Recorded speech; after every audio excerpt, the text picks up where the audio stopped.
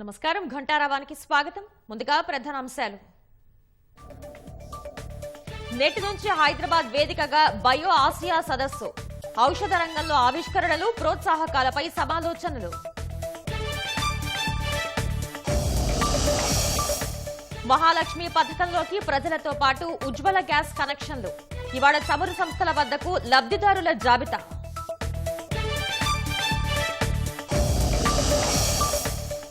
రైతు బంధు, రైతు బీమా పథకాల్లో 2 కోట్లు స్వాహా, పోలీసుల అదుపులో రంగారెడ్డి జిల్లా వ్యవసాయ అధికారి.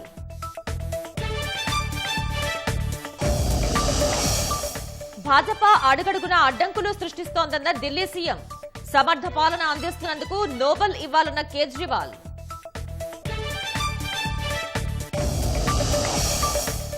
ఐఎన్ఎల్డీ హర్యానా చీఫ్ నఫే సింగ్ దారుణ హత్య, ఖట్టర్ సర్కార్ వైఫల్యమని ప్రతిపక్షాల ఆరోపణ.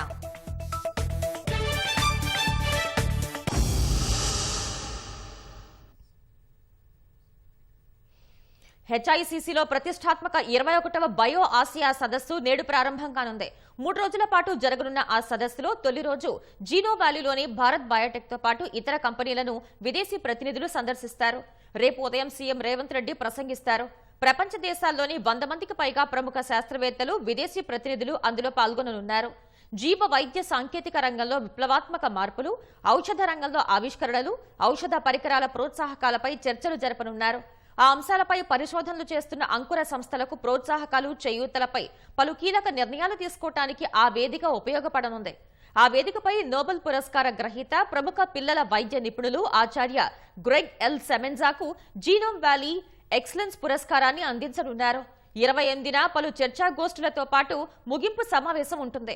700కు పైగా వినూత్న అంకుర సంస్థలు ప్రదర్శనకు పోటీ పడగా 70 అంకుర సంస్థల్ని ప్రదర్శనకు ఎంపిక చేశారు. వాటిలో 5ంటిని తుది జాబితాకు ఎంపిక చేసి సదస్సు ఆఖరి రోజున ప్రత్యేక పురస్కారాలు అందజేస్తారు. 21వ బయో ఆసియా సదస్సుకు అనూహ్య స్పందన లభించిందని ఐటీ పరిశ్రమల శాఖ మంత్రి శ్రీధర్ బాబు తెలిపారు. అంతర్జాతీయ వేదికపై తెలంగాణని అగ్రభాగాన్ని నిలిపేందుకు ప్రభుత్వం చిత్తశుద్ధితో పనిచేస్తుందని వివరించారు.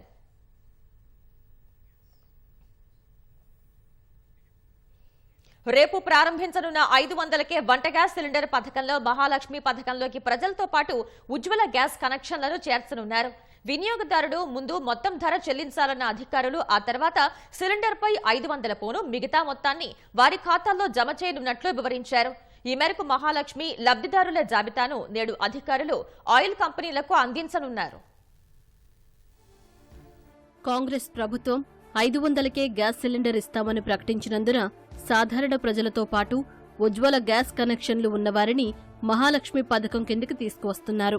అయితే పథకం లబ్ధిదారులు గ్యాస్ సిలిండర్ తీసుకున్నప్పుడు పూర్తి ధర చెల్లించాల్సిందేనని పౌర సరఫరాల శాఖ స్పష్టం చేసింది.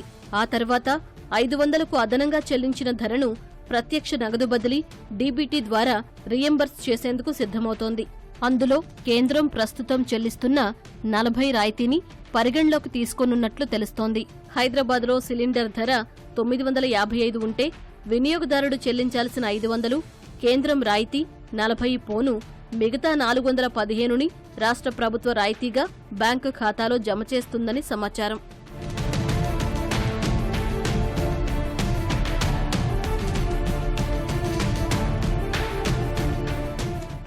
ఉజ్వల రాయితీ పోను మిగతా మొత్తం చెల్లించాలని ప్రభుత్వం నిర్ణయించింది. అయితే రాష్ట్రంలో నగరాలు, పట్టణాలు, గ్రామాల్లో ఒక్కో చోట ఒక్కో ధర ఉంది. రవాణా ఛార్జీల వ్యత్యాసమే అందుకు కారణం. రాష్ట్రంలో 11,58,000 ఉజ్వల గ్యాస్ కనెక్షన్లు ఉండగా వారికి కేంద్రం నుంచి సిలిండర్కు 340 రాయితీ వస్తోంది. మహాలక్ష్మిలో ఎంపికైన గ్యాస్ వినియోగదారులు సిలిండర్పై చెల్లించే ధరలో కేంద్ర రాయితీ పోను మిగతా మొత్తం 500 కంటే ఎంత అధికంగా ఉంటే అంతా రాష్ట్ర ప్రభుత్వం చెల్లించనున్నట్లు సమాచారం. సిలిండర్ ధర 970 ఉందనుకుంటే వినియోగదారుడు చెల్లించాల్సిన 500, కేంద్ర రాయితీ 340 పోగా మిగతా 130ని రాష్ట్ర ప్రభుత్వం రాయితీగా జమ చేస్తుంది. దూర ప్రాంతాలకు రవాణా ఛార్జీలతో సిలిండర్ ధర అదనంగా ఉన్నా ఆ భారం ప్రజలపై పడొద్దని ప్రభుత్వం ఈ నిర్ణయం తీసుకుందని తెలుస్తోంది. ఆయిల్ మార్కెటింగ్ కంపెనీలతో వీడియో కాన్ఫరెన్స్ నిర్వహించిన పౌర సరఫరాల శాఖ అధికారులు మహాలక్ష్మి కింద గ్యాస్ పథకాన్ని ఈ నెల 27న ప్రారంభించనున్నట్లు తెలిపారు. జిల్లాల వారీగా పథకం లబ్ధిదారుల జాబితాని నేడు ఇవ్వనున్నట్లు సమాచారం. అప్ఫ్రంట్ మొత్తాన్ని చెల్లించనుంది. ఈ మేరకు 80 కోట్ల విడుదలకు అనుమతిస్తూ పౌర సరఫరాల శాఖ ఉత్తర్వులు జారీ చేసింది. లబ్ధిదారులకు ఇచ్చే సిలిండర్ల సంఖ్యను బట్టి రాష్ట్ర ప్రభుత్వం ఇచ్చే రాయితీ మొత్తం ఎప్పటికప్పుడు ఆయిల్ కంపెనీలకు చేరేలా ఏర్పాట్లు చేస్తోంది.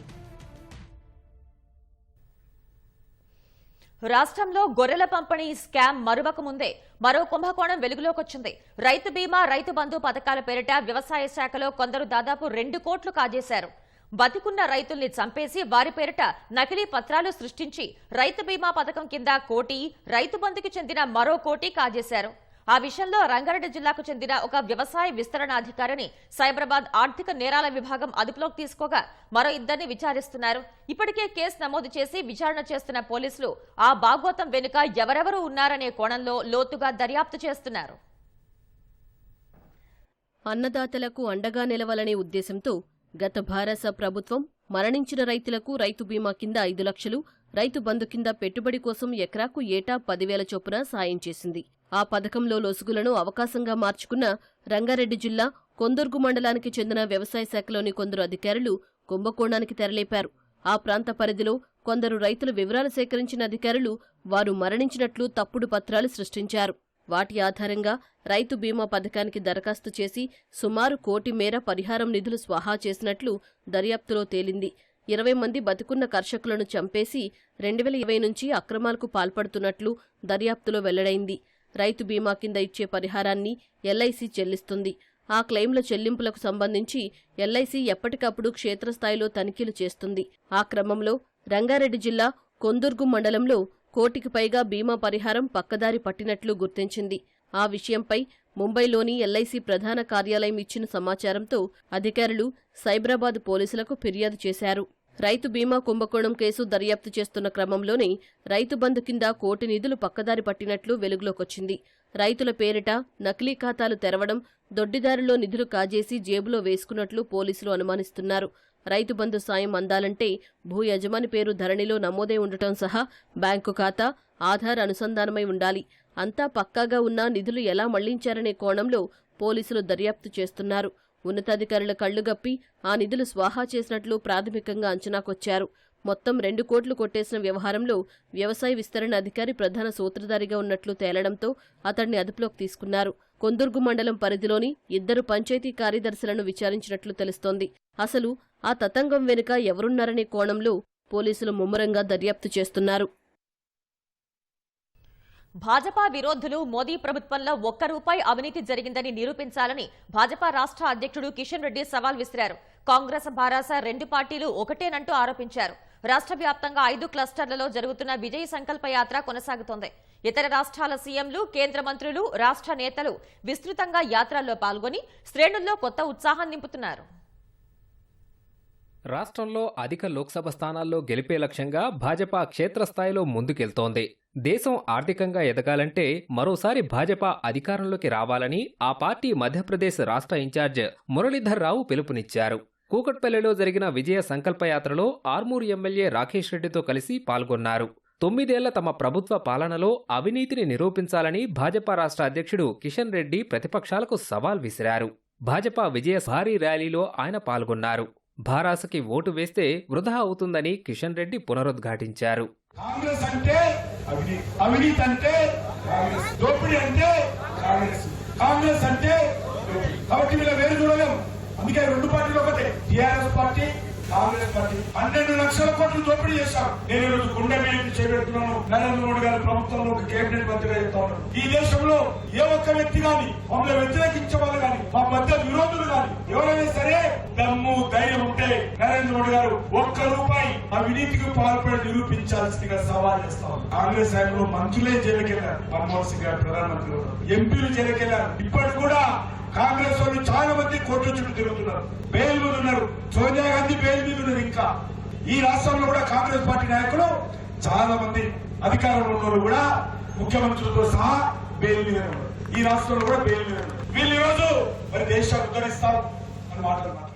2047 నాటికి అభివృద్ధి చెందిన దేశంగా భారత్ని తీర్చిదిద్దేందుకు మోదీ సర్కార్ కృతనిశ్చయంతో పనిచేస్తుందని ఆ పార్టీ జాతీయ ఉపాధ్యక్షురాలు డీకే అరుణ తెలిపారు. అందుకే మరోసారి భాజపాకు ఓటేసి గెలిపించాలని పిలుపునిచ్చారు. గద్వాలలో విజయ సంకల్పయాత్రలో భాగంగా పాల్గొన్న ఆమె కాంగ్రెస్ భరాస చెప్పే మాటలు విని మోసపోవద్దని సూచించారు.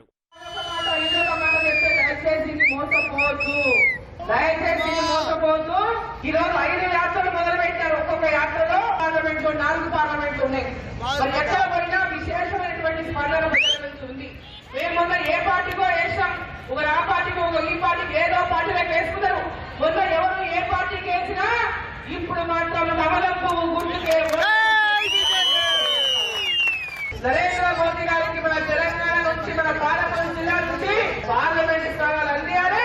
మన ప్రాంతాన్ని పెద్ద ఎత్తున అభివృద్ధి చేసుకోవాలని మనందరూ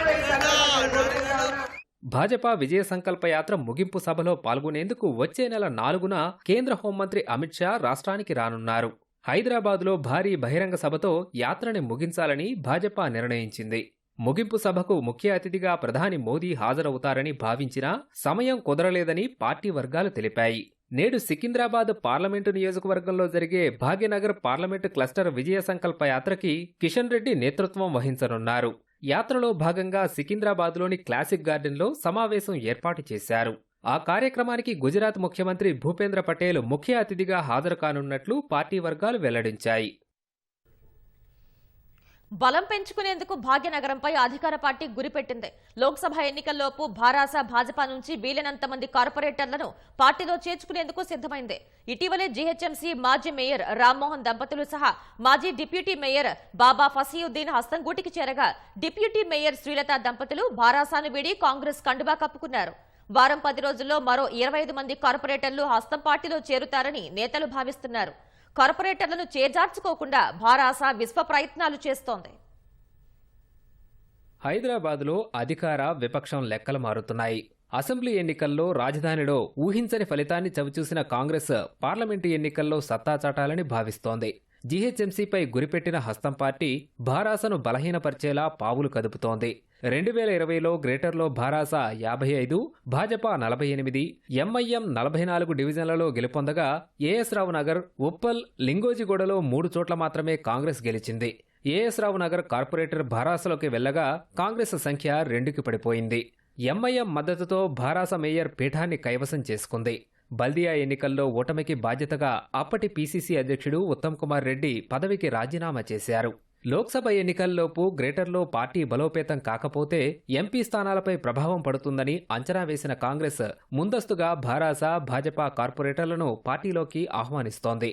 భారాస అధిష్టానంపై అసంతృప్తితో మాజీ మేయర్ బొంతు రామ్మోహన్తో పాటు ఆయన సతీమణి, చెల్లపల్లి డివిజన్ కార్పొరేటర్ శ్రీదేవి, అనంతరం బోరబండ భారాస కార్పొరేటర్ మాజీ డిప్యూటీ మేయర్ బాబా ఫసీయుద్దీన్ కాంగ్రెస్ గూటికి చేరారు. 10 రోజుల్లోనే GHMC deputy mayor, Tarnaka corporator Mothe శ్రీలతతో పాటు భారాస కార్మిక విభాగం అధ్యక్షుడు శోభన్ రెడ్డి రాజీనామా చేసి కాంగ్రెస్లో చేరడంతో కార్పొరేటర్ల సంఖ్య 9కి చేరింది.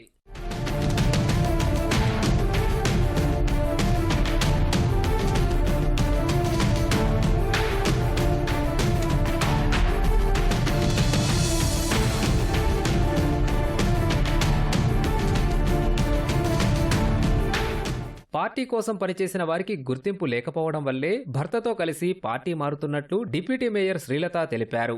భారాసలో అవమానాలు ఎదుర్కొంటూ ఇబ్బందులకు గురవుతున్న నాయకులు స్వేచ్ఛగా కాంగ్రెస్లో చేరవచ్చని హైదరాబాద్ జిల్లా ఇన్ఛార్జి మంత్రి పొన్నం ప్రభాకర్ పిలుపునిచ్చారు. మేము 24 ఏళ్ల నుంచి ఉద్యమంలో ఉన్నాం. ఇద్దరం కూడా 2001 నుంచి నేను ఒకసారి కార్పొరేటర్గా పోటీ చేయడం కూడా జరిగింది. అప్పటి నుంచి కూడా ఉద్యమంలోనే మేము పనిచేసాం.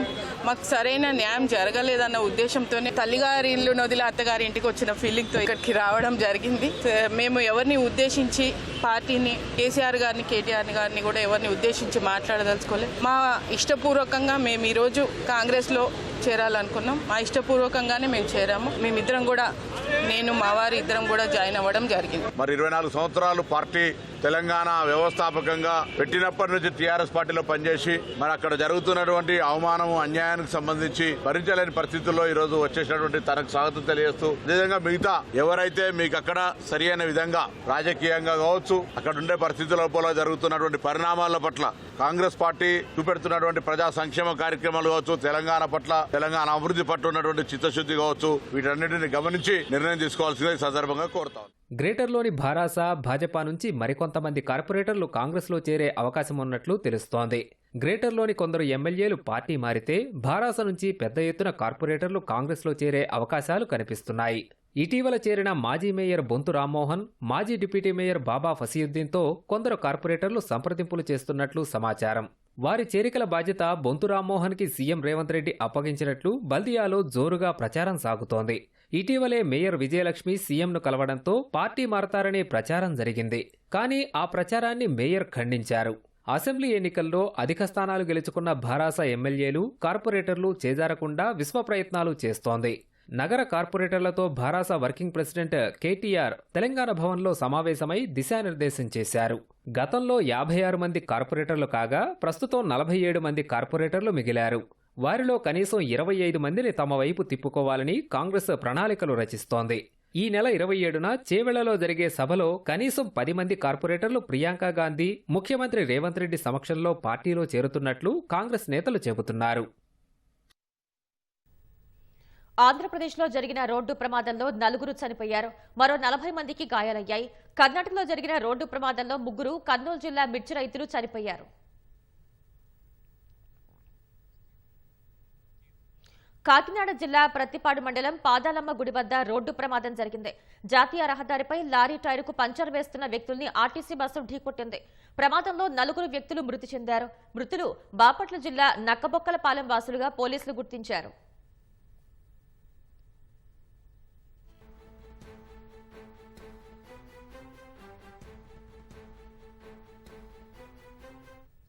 కర్ణాటక రాష్ట్రంలోని దావణగెరే వద్ద జరిగిన రోడ్డు ప్రమాదంలో కర్నూలు జిల్లాకు చెందిన 3 మిర్చి రైతులు మృతి చెందారు.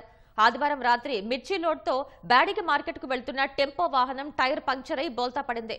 ఘటనలో పెద్ద కడుబూరు మండలం నాగలాపురానికి చెందిన మస్తాన్, పెద్ద వెంకన్న, సింగరాజనహల్లికి చెందిన ఈరన్న అక్కడికక్కడే మరణించారు.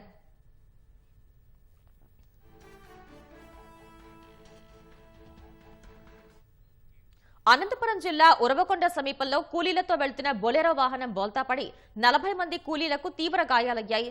వజ్రకరూరు నుంచి పాల్తూరుకు మిర్చి కోతకు కూలీలతో వెళ్తున్న బొలెరో వాహనం వెనక చక్రం పగిలిపోవడంతో ప్రమాదం జరిగింది. క్షతగాత్రుల్ని ఆసుపత్రికి తరలించేందుకు 108 వాహనానికి సమాచారం అందించినప్పటికీ వాహనం రాకపోవడంతో గంటసేపు కూలీలు రోడ్డుపైనే వేచి ఉండాల్సిన పరిస్థితి తలెత్తింది. అటువైపుగా వెళ్తున్న వాహనదారులు బాధితుల్ని ప్రైవేటు వాహనాల్లో ఉరవకొండ ప్రభుత్వాసుపత్రికి తరలించారు. మెరుగైన చికిత్స కోసం కొందరిని అనంతపురం తరలించారు.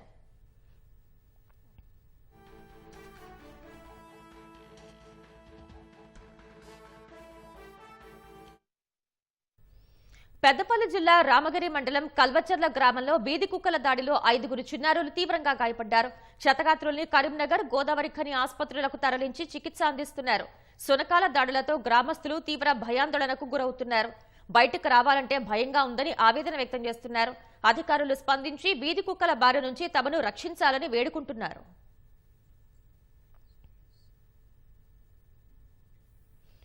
యాదాద్రి పుణ్యక్షేత్రంలో ఒంటిపై సుమారు కిలో బంగారంతో హైదరాబాద్ కు చెందిన దుర్గం శ్రవణ్ కుమార్ అనే స్థిరాస్తి వ్యాపారి సందడి చేశాడు.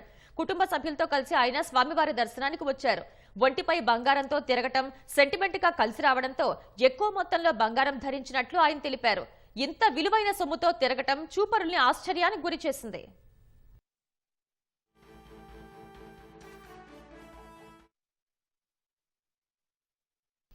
కేంద్రంలో భాజపా సారథ్యంలోని ఎన్డీఏ ప్రభుత్వం అడుగడుగునా అడ్డంకులు సృష్టిస్తున్నా ఢిల్లీలో సమర్థ పాలన అందిస్తున్న తనకు నోబెల్ పురస్కారం ఇవ్వాలని ఢిల్లీ సీఎం కేజ్రీవాల్ అన్నారు.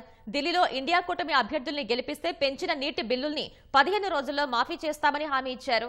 నీటి బిల్లుల పెంపును వ్యతిరేకిస్తూ ఆప్ నిర్వహించిన నిరసనలో పాల్గొన్న కేజ్రీవాల్ లోక్సభ ఎన్నికల్లో ఇండియా కూటమి అభ్యర్థుల్ని గెలిపించాలని ప్రజలను కోరారు.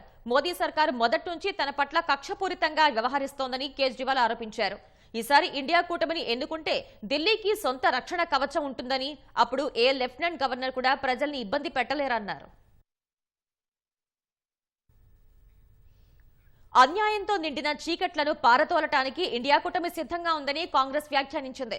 ఉత్తరప్రదేశ్లో కాంగ్రెస్ సమాజ్వాదీ పార్టీ మధ్య సీట్ల సర్దుబాటు కుదిరిన నేపథ్యంలో ఆదివారం ఆగ్రాలో జరిగిన రాహుల్ గాంధీ భారత్ జోడో న్యాయ యాత్రలో ఎస్పీ అధినేత అఖిలేష్ యాదవ్ పాల్గొన్నారు. పెద్ద కార్పొరేట్ గ్రూపులకు చెందిన వస్తువులు మార్కెట్లను ముంచెత్తుతూ ఉండటంతో దేశంలో కుటీర పరిశ్రమలు, చేతి వృత్తులు గడ్డు పరిస్థితులు ఎదుర్కొంటున్నట్లు రాహుల్ ఆందోళన వ్యక్తం చేశారు.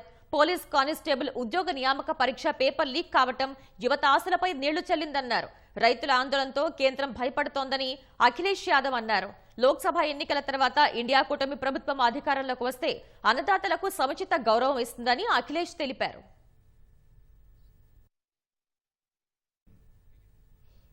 కేంద్ర ప్రభుత్వం 11 ఏళ్ల తర్వాత కీలకమైన గృహ వినియోగ వ్యయ సర్వే హెచ్సిఈఎస్ ఫలితాలను వెల్లడించింది.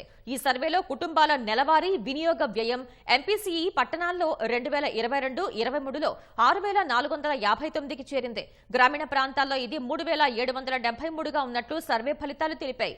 మొత్తం వ్యయంలో ఆహార ఖర్చుల వాటా గ్రామీణ ప్రాంతాల్లో 52.9% నుంచి 46.4%కి తగ్గగా పట్టణాల్లో 42.6% నుంచి 39.2%కి క్షీణించాయి. జాతీయ గణాంక సర్వే కార్యాలయం హెచ్సిఈఎస్ ఫలితాలను 11 ఏళ్లలో తొలిసారి వెల్లడించింది. ఆగస్టు 2022 నుంచి జూలై 2023 మధ్య ఈ సర్వేను నిర్వహించారు. మొత్తం 2,61,000 కుటుంబాల నుంచి వివరాలను సేకరించారు. ఇందులో 1,55,000 కుటుంబాలు గ్రామీణ ప్రాంతాల్లో, 1,06,000 కుటుంబాలు పట్టణాల్లో ఉన్నాయి. హెచ్సిఈఎస్ ను ప్రతి 5 ఏళ్లకోసారి నిర్వహించాలి. కానీ పెద్ద నోట్ల రద్దు, జీఎస్టీ అమలు తర్వాత 2017-18లో చేపట్టిన సర్వే ఫలితాలను ప్రభుత్వం బహిర్గతం చేయలేదు. గణాంకాలను రూపొందించిన విధానంలో లోపాలున్నాయని వివరించింది. జీడీపీ, రిటైల్ ద్రవ్యోల్బణం, పేదరిక స్థాయిలను నిర్ధారించడంలో ఎంపీసీఏ గణాంకాలు చాలా కీలక పాత్ర పోషిస్తాయి. హర్యానాలో మాజీ సీఎం ఓం ప్రకాష్ చౌతాలా స్థాపించిన Indian national Lok Dal party రాష్ట్ర అధ్యక్షుడు, బహదూర్గఢ్ మాజీ ఎమ్మెల్యే నఫేసింగ్ రాఠీ దుండగుల కాల్పుల్లో మృతి చెందారు. తన ప్రైవేటుగా నియమించుకున్న 3 గన్మెన్లకు తీవ్ర గాయాలయ్యాయి. నఫేసింగ్ తన వాహనంలో జజ్జర్ జిల్లాలో ప్రయాణిస్తుండగా ఈ దాడి జరిగింది. కారులో వచ్చిన గుర్తు తెలియని దుండగులు నఫేసింగ్ కారుపై బుల్లెట్ల వర్షం కురిపించారు. దాంతో కారులో ప్రయాణిస్తున్న 4గురికి తీవ్ర గాయాలయ్యాయి. క్షతగాత్రుల్ని స్థానికులు వెంటనే ఆసుపత్రికి తరలించారు. అప్పటికే నఫేసింగ్ మరణించినట్లు వైద్యులు నిర్ధారించారు. ఘటనాస్థలికి చేరుకున్న పోలీసులు కేసు నమోదు చేసి దర్యాప్తు చేస్తున్నారు. ఈ దాడి పక్కా ప్రణాళికతో జరిగినట్లు పోలీసులు అనుమానిస్తున్నారు.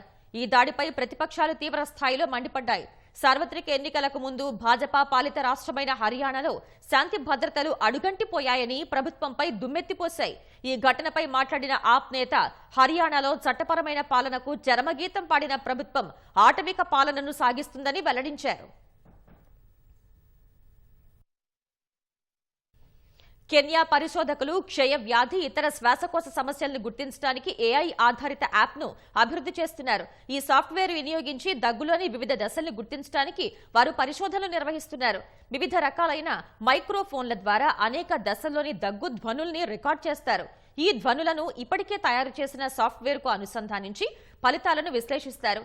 ఈ విధంగా పరిశోధించి క్షయ వ్యాధి ఉన్నవారిని, లేని వారిని గుర్తించేందుకు పరిశోధనలు జరుపుతున్నారు. ఈ ప్రయోగం విజయవంతమైతే క్షయ వ్యాధిని గుర్తించడం, చికిత్స చేయటంలో సమయాన్ని గణనీయంగా తగ్గించవచ్చని పరిశోధకులు తెలిపారు.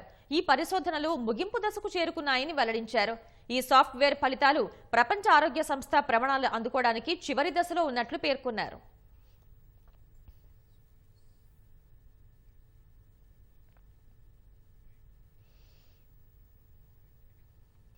కరోనా తర్వాత వైద్య రంగం కొత్త పరిస్థితులు చూస్తోందని జనసేన అధినేత పవన్ కళ్యాణ్ అన్నారు. హైదరాబాద్ లో ఏర్పాటు చేసిన కార్యక్రమంలో పాల్గొన్న ఆయన హెల్త్ ఆన్ అస్ యాప్ ప్రారంభించారు. సమాజంలో అందరికీ ఆరోగ్య వస్తువులు అందుబాటులో ఉండాలని ఆకాంక్షించారు. హెల్త్ ఆన్ అస్ యాప్ వెనుక ఎంతో కృషి ఉందని, ఇలాంటి వాటి వల్ల ఉద్యోగ అవకాశాలు లభిస్తాయని పవన్ కళ్యాణ్ తెలిపారు. వైద్య విద్య పూర్తి చేసుకున్న అందరికీ ప్రభుత్వాలు ఉద్యోగాలు ఇవ్వలేవు, కానీ ఇలాంటి యాప్లు ఇస్తాయన్నారు. వైద్య నిపుణులంతా కలిసి యాప్ను ముందుకు తీసుకువెళ్లాలని పవన్ సూచించారు. నాకు అర్థమైంది ఈ యాప్ని చూస్తున్నప్పుడల్లా, పోస్ట్ కరోనా తర్వాత మెడికల్ కేర్ చాలా ఒక కొత్త వినూత్నమైన పరిస్థితిలో తీసుకుంది. మెడికల్ కేర్ అట్ హోమ్, వైద్య సదుపాయాలు ఇంటి దగ్గరికే తీసుకొచ్చే పరిస్థితి ఈ కరోనా పాండమిక్ కల్పించింది. సో దాంట్లో భాగంగానే ఇలాంటి యాప్స్ పోస్ట్ కరోనా కేర్లు వచ్చినాయి. దాంట్లో భాగంగానే ఈ పర్టికులర్ హెల్త్ ఆనర్స్ ఈ మెడికల్ యాప్ అద్భుతమైన విజయం సాధించాలి. నందమూరి బాలకృష్ణ నటించిన విజయవంతమైన చిత్రం సమరసింహారెడ్డి మరోసారి ప్రేక్షకుల ముందుకు రాబోతోంది. ఈ సినిమా విడుదలై 25 ఏళ్లు పూర్తవుతున్న సందర్భంగా మార్చి 2న సమరసింహారెడ్డిని రిలీజ్ చేస్తున్నారు. ఈ సందర్భంగా పలువురు బాలకృష్ణ అభిమానులు హైదరాబాద్ ప్రసాద్ ప్రివ్యూ థియేటర్ వద్ద సమరసింహారెడ్డి పోస్టర్ కు పాలాభిషేకం చేసి జై బాలయ్య అంటూ నినాదాలు చేశారు. ఈ వేడుకకు ముఖ్య అతిథిగా హాజరైన నందమూరి చైతన్య కృష్ణ సమరసింహారెడ్డి తెలుగు రాష్ట్రాలతో పాటు కర్ణాటకలోనూ అత్యధిక థియేటర్లో రిలీజ్ కావటం ఆనందంగా ఉందన్నారు. ఈ తరం ప్రేక్షకులు సమరసింహారెడ్డిని మరోసారి చూసి ఆస్వాదించాలని విజ్ఞప్తి చేశారు.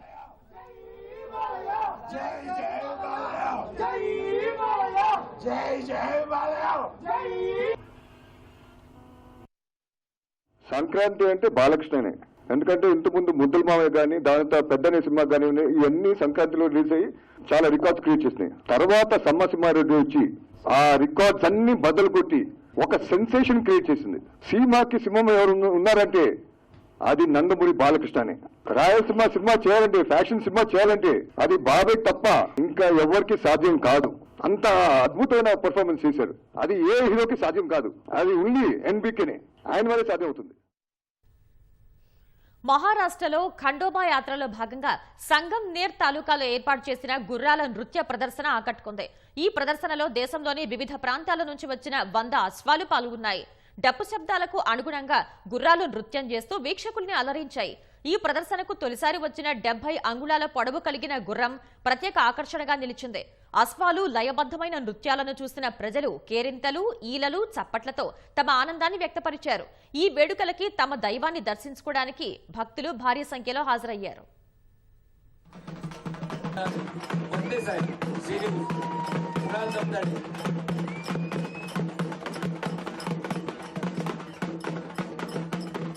Hadi çek,